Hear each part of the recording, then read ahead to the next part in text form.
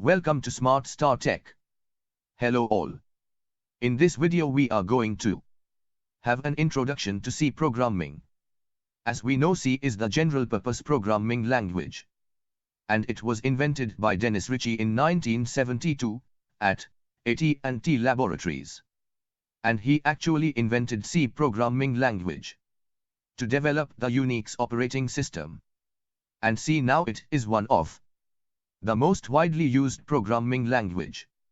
And C sometimes called system programming language because it is very useful for writing system programs like device driver, compiler, linker, assembler, etc. And C is also a portable programming language.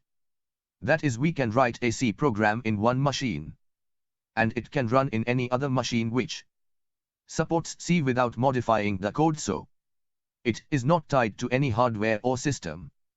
So it can be called as a hardware-independent language or platform-independent language, and there are many modern languages which are derived from C language.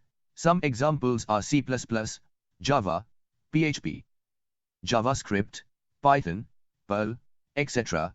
So all these belong to C family, and for all these languages, C is the foundation. So if we learn in C, it will be very easy to learn these modern programming languages.